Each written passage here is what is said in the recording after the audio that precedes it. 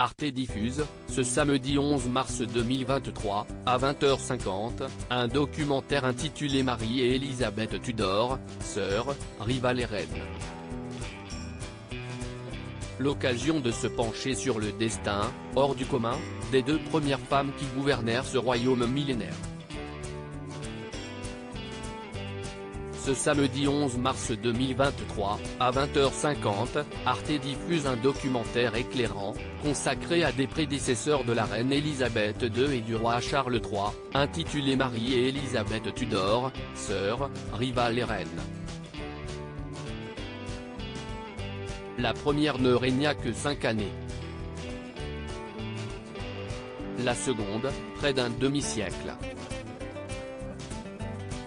Le temps pour cette cadette d'entretenir sa gloire et de laisser une légende noire recouvrir le règne de son aîné. Toutes deux filles d'Henri VIII, Marie Ier la catholique, 1516-1558, et Élisabeth Ier l'anglicane, 1533-1603, auront été pionnières dans l'art de gouverner au féminin.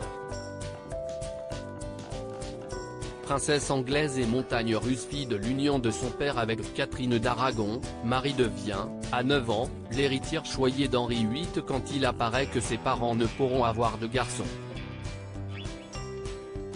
Cultivée à la tête d'une petite cour, la princesse a 15 ans lorsque son père rompt avec Rome pour annuler son mariage et épouser Anne Boleyn. Sa mère exilée, elle-même déclarée illégitime, Marie se cabre. Henri VIII la mate en la nommant, après la naissance d'Élisabeth, dame d'honneur de sa demi-sœur.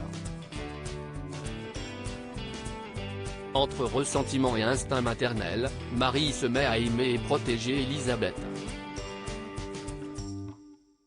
D'autant que les deux sœurs, après un nouveau mariage de leur père et la naissance d'un héritier mâle, sont considérées comme bâtardes.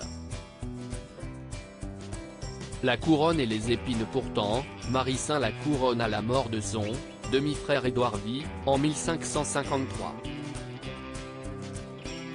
Combattant le protestantisme dont sa sœur, malgré sa loyauté, est à ses yeux l'incarnation, et influencée par des conseillers qui la convainquent qu'Élisabeth complote, Marie la fait interner à la Tour de Londres. D'une défiance confinant à la paranoïa, la reine, épouse du très catholique Philippe d'Espagne, voit sa popularité chuter auprès d'une partie du peuple, acquis à la foi nouvelle. Lorsque Marie, stérile et victime d'un cancer de l'utérus, meurt en 1558, Élisabeth lui succède sans encombre. Reine vierge contre Bloody Mary, anticonformiste et forte, résolue à ne pas se marier, Élisabeth, à qui ce documentaire enrichissant et instructif donne la parole, se rêvant fondatrice. Quitte à rayer l'héritage de Marie et à laisser noircir son image. Qu'importe que son aîné, prompte à allumer des bûchers pour les protestants, ait épargné sa vie, que son règne ait pâti d'une disette liée au mauvais temps ou qu'elle se soit imposée, la première, dans un univers d'hommes, sa prédécesseur devient pour la postérité Marie la sanglante.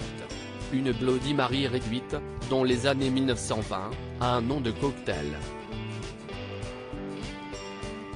Plus rouge sang que sang bleu.